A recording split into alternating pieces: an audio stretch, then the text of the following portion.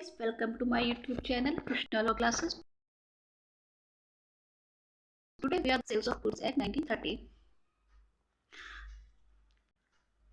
Act को पढ़ने से पहले इसकी हिस्ट्री के बारे में हम थोड़ा सा जानेंगे।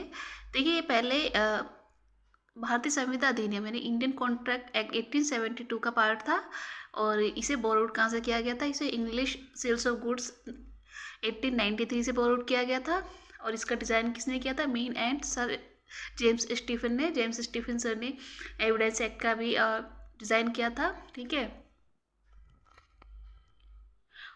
और ये ओनली मूवेबल प्रॉपर्टी में अप्लाई होता है। ओके, ओनली मूवेबल प्रॉपर्टी, ये याद रखना, पूछा जा सकता है क्वेश्चन। अब चलते हैं, इसका एक्ट नंबर क्या है? 1930 का एक्ट नंबर 3 और ये इनेक्ट हुआ था 15 मार्च 1930 को और कमेंसमेंट है इसका 1 जुलाई 1930 को। ओके, और इसमें टोटल 7 चैप्टर एंड 66 सेक्शन हैं। अब चलते हैं आगे, और इसका ऑब्जेक्ट क्या है? इसका ऑब्जेक्ट है माल के विक्रय से संबंधित विधि को परिभाषित संशोधित करना समीचीन है, मतलब कि defined and amend the law. इसमें आज हम सिर्फ इम्पोर्टेंट सेक्शन ही समझेंगे जो प्री के पॉइंट ऑफ व्यू से इम्पोर्टेंट है। बाकी ज़्यादा हमें कुछ नहीं करना है, सिर्फ जो प्री में आ रहा है उसे ही हमें पढ़ना है, पूरा एक्ट पढ़ने की ज़रूरत नहीं है। ओके, तो चैप्टर फर्स्ट चलते हैं जो बात करता है प्रिलिमिनरी के बारे में। सेक्शन फर्स्ट बोलता है संक्षिप्त नाम, विस्तार और प्रारंभ, यानी short name, title and extend. तो इसका संक्षिप्त नाम क्या कहा जाएगा? इसे माल विक्रय अधिनियम 1930 कहा जा सकेगा। ठीक है, और इसका विस्तार ये यहाँ जम्मू कश्मीर राज्य के सिवाय कहा गया, लेकिन अब ये इंक्लूडिंग जम्मू एंड कश्मीर राज्य यानी संपूर्ण भारत पर है। अक्टूबर 2019 से अब लगभग सभी एक्ट जम्मू कश्मीर पर भी लागू है। ओके, तो इसलिए बताने वाली इसमें कोई ज़्यादा बड़ी बात नहीं है। अब चलते हैं, ये प्रवर्त कब हुआ था हमने देख लिया, 1 जुलाई 1930 को। इसकी डेफिनेशंस देखते हैं। डेफिनेशंस में भी हम कुछ इम्पोर्टेंट डेफिनेशंस ही देखेंगे, ज़्यादा सभी को देखने की जरूरत नहीं है, वो आप एक बार रिवाइज कर लीजिएगा, बस इतना काफ़ी है। तो फर्स्ट डेफिनेशन है क्रेता की यानी बायर की। तो बायर से वह व्यक्ति अभिप्रेत है जो माल का क्रय करता है या क्रय करने का करार करता है, बाय करता है या एग्रीमेंट तो बाय करता है। ओके, और सेकंड है परिधान। परिधान से एक व्यक्ति से दूसरे व्यक्ति को कब्जे का सुरक्षा अंतरण है, मतलब ट्रांसफर ऑफ पोजीशन ही परिधान कहलाता है। सब क्लोज 3 कहता है इसकी 2 का माल का परिदेय स्थिति में होना कब कहा जाता है? जब वह ऐसी स्थिति में हो कि क्रेता उसका परिधान लेने के लिए संविदा के अधीन आबद्ध हो, मतलब कि वह बाउंड हो उसे लेने के लिए, तो माल परिदेय स्थिति में कहा जाता है।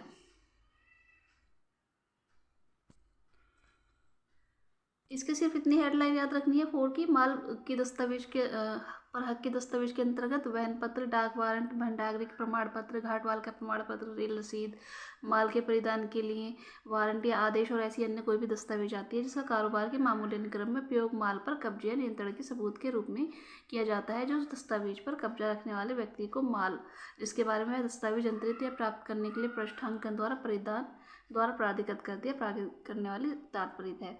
ज़्यादा कुछ नहीं, सिर्फ इतनी चीज़ें रखनी। इसमें क्या कहता है? डाक वारंट, भंडागरिक प्रमाण पत्र, घाटवाल, रेल रसीद आदि चीज़ें। ठीक है, अब चलते हैं सब क्लोज 5(2) का जो बात करता है कसूर के बारे में। कसूर से कौन सा कार्य विपरीत है? सदोष कार्य या व्यतिक्रम अभिप्रेत है। जब कोई सदोष कार्य करता है, ठीक है, और व्यतिक्रम करता है तो वो कसूर कहलाता है। सेक्शन सिर्फ इम्पोर्टेंट डेफिनेशन है, ये बात करता है भावी माल की। भावी माल से कौन सा माल अभिप्रेत है? वह माल अभिप्रेत है जो विक्रय की संविदा करने के पश्चात विक्रय को विनिर्मित या उत्पादित करना है, मतलब कि कॉन्ट्रैक्ट हो चुका है, उस टाइम माल नहीं है, लेकिन आने वाले दिनों में माल तैयार हो जाएगा, तो वही भावी माल कहलाता है। सेक्शन 7 सब क्लोज 7 भी इम्पोर्टेंट है, जो माल की बात करता है। अगर हमने सेल्स ऑफ गुड पढ़ा और हमें यही नहीं पता माल कौन सा होता है तो फिर सब बेकार है, इसलिए हमें माल की डेफिनेशन पता होनी चाहिए। माल से अनुयोज्य दावों और धन से भिन्न हर किस्म की जंगम संपत्ति अभिप्रेत है, किन के अलावा? Except actionable claim and money. ठीक है, इन्हें छोड़कर हर किस्म की जंगम संपत्ति अभिप्रेत है। इस तरह क्वेश्चन आ सकता है कि माल में क्या शामिल है, उनमें ये 2 ऑप्शन भी दे सकता है, धन और अनुयोज्य दावा, तो आपको ध्यान रखना है ये इसमें शामिल नहीं है। तथा इसके अंतर्गत आते हैं स्टॉक अंश, उक्ति फसलें, घास और भूमि से बद्ध या उसके भाग रूप ऐसी चीजें जिनका विक्रय से पूर्व या विक्रय की संविदा के अधीन भूमि से पृथक किए जाने का करार किया गया है।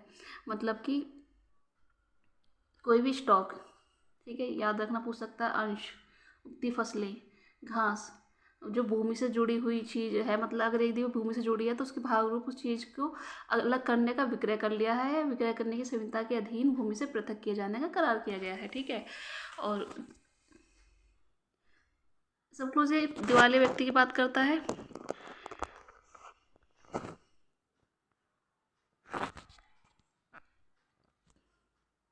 टू सब क्लोज 9 में वाणिज्यिक अभिकर्ता की बात कही गई। वाणिज्यिक अभिकर्ता से ऐसा व्यक्ति अभिप्रेत है जो ऐसा अभिप्रेत होने के नाते कारोबार के रूढ़िक अनुक्रम में या तो माल के विक्रय का या विक्रय के प्रयोजनों के लिए माल के पारेषण का या माल के किराए या माल की प्रतिपूर्ति पर धन खड़ा करने का अधिकार रखता है।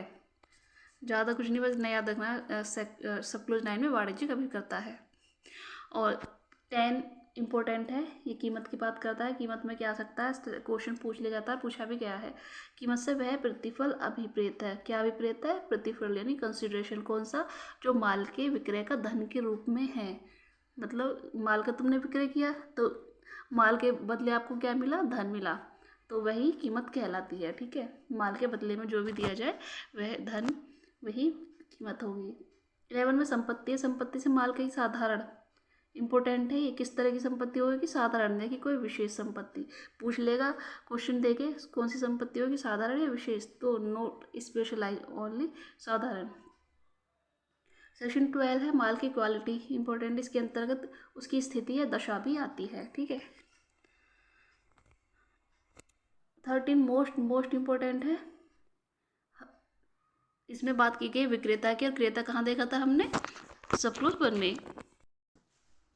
विक्रेता से वह व्यक्ति अभिप्रेत है जो माल का विक्रय करता है, विक्रय करने का करार करता है, यानी सेल करता है, और एग्रीमेंट टू सेल करता है।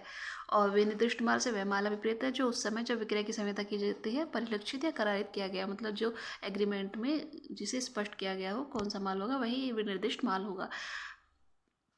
और अब देखते हैं सेक्शन 3 जो बात करता है 1872 के अधिनियम 9 के बंधों का लागू होना। मतलब कि जो कॉन्ट्रैक्ट एक्ट है उसके बंध सभी लागू होंगे जब तक कि वह इस अधिनियम के बंधों से असंगत न हो। सेक्शन, अब चैप्टर 2 की तरफ चलते हैं जो बात करता है संविदा की विरचना कैसे होगी। तो सब सेक्शन 4 बोलता है विक्रय और विक्रय करने का करार। माल, देखिए सिंपल लैंग्वेज में समझते हैं। विक्रय क्या होता है, हमने हाथ हैंड टू हैंड कोई चीज़ ली, पैसे दिए, सेल की, मतलब पूरा हो गया, वहीं पर पैसे देके काम खत्म। अब फिर क्या, हमने एग्रीमेंट तो कर लिया लेकिन अभी प्रॉपर्टी नहीं डिलीवर हुई है, तो ये एग्रीमेंट टू सेल होगा। 5 बात कर रहा है कि जो पक्ष का प्रस्तावना करेगा दूसरे के प्रतिग्रहण द्वारा वह की जा सकेगी। माल के या तो तुरंत परिधान द्वारा या बाद में मुलतवी रहने के लिए एग्रीमेंट कर सकेंगे, ठीक है।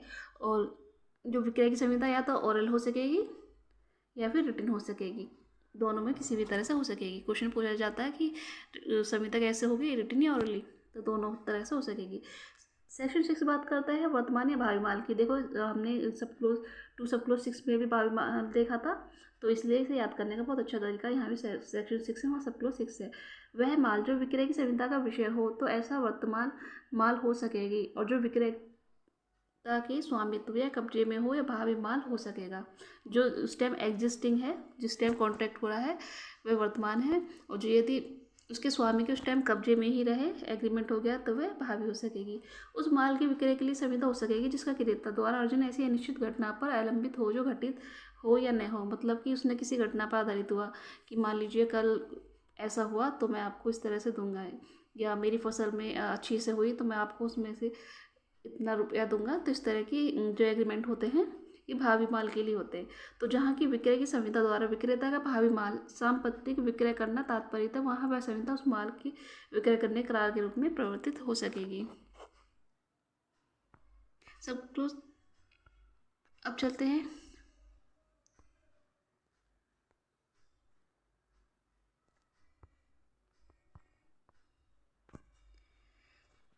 सेक्शन 7 जो बात करता है संविदा के पूर्व माल का नष्ट हो जाना। यदि संविदा की गई और उससे पहले ही माल नष्ट हो जाता है तो क्या होगा? तो ऐसी संविदा शून्य हो जाएगी। मान लीजिए कि यदि विक्रेता के ज्ञान के बिना वह माल उस समय जब संविदा की गई थी नष्ट हो गया था, मतलब विक्रेता को पता नहीं है कि माल नष्ट हो गया और इतना नुकसानग्रस्त हो गया था कि वह संविदा में के अपने वर्णन के अनुरूप नहीं रह गया था, तो संविदा शून्य हो जाएगी। अब चलते हैं सेक्शन 8 की तरफ, जो बात करता है विक्रय के पूर्व किंतु विक्रय करने की करार के पश्चात।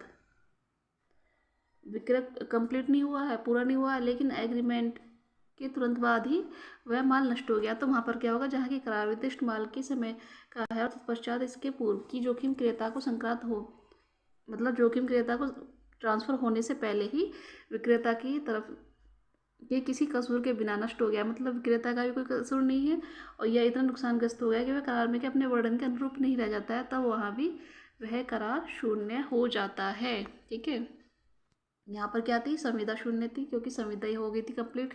यहाँ सिर्फ करार हुआ है तो यहाँ करार शून्य होगा। सेक्शन 9 बात करता है कीमत अभी निश्चित करना। तो कीमत कैसे की जाएगी? विक्रय की संविदा में की उस संविदा द्वारा नियत की जा सकेगी या तद्वारा करारित रीति नियत किए जाने के लिए छोड़ी जा सकेगी। जब संविदा की गई है उस समय की जा सकेगी या बाद के लिए छोड़ी जा सकेगी या पक्षकारों के बीच व्यवहारचर्या द्वारा अवधारित की जा सकेगी। जहाँ की कीमत पूर्वगामी बंधों के अनुसार अवधारित नहीं की गई वहाँ क्रेता युक्त कीमत देगा। अगर पहले से नहीं की गई तो युक्त जो होगी वही कीमत देगा। और युक्त कीमत क्या है? तथ्य का प्रश्न और मामले की परिस्थितियों पर अविलंब होगा, मतलब इस टाइम पर उसका कीमत क्या थी उसके अनुसार किया जाएगा। सेक्शन 10 बात कर रहा है मूल्यांकन पर विक्रय का करार। जहाँ की इस निबंधन पर माल का विक्रय करने का करार है कि कीमत किसी पर व्यक्ति के मूल्यांकन पर द्वारा नियत की जाती है और ऐसा व्यक्ति मूल्यांकन नहीं कर सकता या नहीं करता, वहाँ करार तद्वारा शून्य हो जाता है। मतलब किसी और पर व्यक्ति के मूल्यांकन पर की गई है और वह नहीं करता है तो वहाँ संविदा शून्य हो जाएगी। अब चलते हैं आगे। सेक्शन 11 जो इम्पोर्टेंट है, समय के बारे में अनुबंध कर सकेंगे यदि जब तक कि संविदा के निबंधनों से कोई भिन्नाशय प्रतीत न हो। संदाय के समय के बारे में अनुबंध विक्रय की संविदा के मर्म नहीं समझे जाते। ठीक है, जो अनुबंध हुआ है वो विक्रय के मर्म नहीं समझे जाते और समय के बारे में कोई अन्य अनुबंध उस संविदा का मर्म है या नहीं, ये बात उस संविदा के निबंधनों पर अवलंबित होती है। मतलब ये उसका मर्म है या नहीं, उनके कॉन्ट्रैक्ट में क्या करार किया गया उस पर निर्भर होगी। सेक्शन 12 मोस्ट इम्पोर्टेंट है। ये कहता है कि शर्त और वारंटी। तो विक्रय की संविदा में कोई अनुबंध जो उस माल के बारे में जो संविदा का विषय है, मतलब उन्होंने कोई अनुबंध किया कॉन्ट्रैक्ट में और वो उसका विषय है और शर्त या वारंटी हो सकेगा। मतलब ये कि उन्होंने उससे कुछ नुकसान होता है, ठीक है, एक पार्टी को, तो वे उसके लिए कोई संविदा को भंग करने के अलावा कोई जो शर्त या वारंटी है उसमें उसे परिवर्तित कर सकेगा। तो शर्त संविदा के मुख्य प्रयोजन के लिए मर्मभूत वह अनुबंध है जिसका भंग उस संविदा को निराकृत मानने का अधिकार प्रदान करता है। जहाँ कोई शर्त लगाई गई है तो वो उस संविदा के लिए मर्मभूत अनुबंध है और वह उस संविदा को निराकृत करने का अधिकार देता है। ऐसे सब क्लोज 3 बात करता है वारंटी संविदा के मुख्य प्रयोजन का संपार्श्विक वह अनुबंध है जिसका भंग नुकसान के लिए दावा पैदा करता है। तो यहाँ पर क्या था? शर्त ये संविदा को निराकृत करने का अधिकार पैदा कर रहा है और वारंटी क्या कर रहा है? ये भी संविदा भंग की नुकसानी के लिए ये दावा पैदा करता है। ठीक है, किंतु माल को प्रतिपेक्षित करने और संविदा के निराकृत मानने का अधिकार पैदा नहीं करता। ये इसे वारंटी संविदा को निराकृत करने का अधिकार नहीं देती और न ही माल को प्रतिप्रेक्षित करने का। ठीक है, और विक्रय की संविदा में कोई अनुबंध शर्त है या वारंटी या हर मामले में उस संविदा के अर्थान्वयन पर अवलंबित होती है। मतलब कि विक्रय की संविदा में जो कोई अनुबंध शर्त है या वारंटी ये उनके जो मामले में संविदा की गई थी अर्थान्वयन पर अवलंबित होगी। अनुबंध शर्त हो सकता है यद्यपि संविदा में उसे वारंटी कहा गया हो। अनुबंध कब शर्त होगा? जब उसे संविदा में वारंटी कहा गया है। सेक्शन 13 बात करता है शर्त कब वारंटी मानी जा सकेगी। जहाँ की विक्रय की संविदा किसी ऐसी शर्त के अधीन है जिसकी पूर्ति विक्रेता द्वारा की जानी है, वहाँ क्रेता उस शर्त के अभिध्यंजन कर सकेगा अथवा वह निर्वाचन कर सकेगा कि शर्त के भंग को वारंटी का भंग नहीं कि संविदा को निराकृत मानने का आधार माने। ये कह रहा है कि जहाँ कोई संविदा ऐसी शर्त के अधीन है और जिसकी पूर्ति विक्रेता द्वारा की जानी है और क्रेता उस शर्त का या तो जा सकेगा, या ये उसकी जगह वह इलेक्शन कर सकेगा। इन शर्त के भंग को वारंटी का भंग नहीं कि संविधान को निराकरण करने के अलावा उसे वारंटी मान सकेगा। सेक्शन 13 का सब क्लोज टू बात कर रहा है कि जहाँ की कोई कॉन्ट्रैक्ट ऐसा सेल इस तरह की है जिसके विभाजनीय नहीं, जिसे मतलब अलग नहीं किया जा सकता है, तो वहाँ पर उसे वारंटी माना जा सकेगा। ठीक है, अब चलते हैं सेक्शन 14 की तरफ, जो बात कर रहा है हक आदि के बारे में विवक्षित परिवंचनाएं। मतलब कि विक्रय की संविदा में जब तक कि संविदा की परिस्थितियाँ ऐसी न हो कि उससे भिन्न आशय दर्शित हो, तो वहाँ पर विक्रेता से विक्रय की दशा में यह विवक्षित शर्त रहती है कि उसे माल के विक्रय का अधिकार, और विक्रय करने करार की दशा में यह विवक्षित शर्त रहती है कि उसे माल के विक्रय का अधिकार उस समय रहेगा जब वह संपत्ति संक्रांत होनी। मतलब ये कि जब उसे संपत्ति मिल जाती है तो वह चाहता है कि कोई भी एनी डिस्टर्बेंस न हो। और विवक्षित यह विवक्षित वारंटी है कि क्रेता उस माल का निर्बाध कब्जा प्राप्त होगा और उससे ऐसे कब्जे का उपभोग करेगा। मतलब कि उसमें ये वारंटी विवक्षित है, जरूरी नहीं कि एक्सप्रेस हो, इम्प्लाइडली मानी जाती है कि उस पर उसका निर्बाध कब्जा है, मतलब कोई इंटरफेरेंस नहीं है और वह उसे खूब उपयोग कर सकता है। अब चलते हैं 15 तरफ, जो बात करता है वर्णानुक्रम विक्रय, यानी अकॉर्डिंग टू डिस्क्रिप्शन। मान लीजिए हम गए सेल दुकान शॉपकीपर के पास में और हमने कहा कि हमें किस तरह का माल चाहिए। ठीक है, तो वह हमें उसी तरह का माल दिखाएगा, बिल्कुल वही देगा। तो जहाँ की संविदा वर्णानुसार माल के विक्रय के लिए हो, और वहाँ यह विवक्षित शर्त रहती है कि वह माल वर्णन के अनुरूप ही होगा। कहने मतलब है जैसा हमने बताया वैसा ही होगा। और विक्रय के नमूने व वर्णन दोनों के अनुसार हो, तो माल के प्रपुंज के नमूने के अनुरूप होना पर्याप्त नहीं है जब तक कि माल वर्णन के अनुरूप भी न हो। मान लीजिए अगर वैसी चीज़ नहीं मिली तो उसके लगभग थोड़ी मिलती जुलती होगी। ठीक है, अब चलते हैं सेक्शन 16 की तरफ, जो बात करता है क्वालिटी योग्यता के बारे में विवक्षित शर्तें, यानी इम्प्लाइड कंडीशंस हैं किसके बारे में, क्वालिटी एंड योग्यता के बारे में। इस अधिनियम में किसी अन्य तत्सम प्रवर्तन विधि के बंदों के अधीन यह है कि जिस मामले का माल का प्रदाय की विक्रय की संविदा के अधीन किया गया है, उसकी क्वालिटी के बारे में या किसी विशिष्ट प्रयोजन के लिए उसकी योग्यता के बारे में विवक्षित वारंटी या शर्त निम्नलिखित के सिवाय नहीं रहती।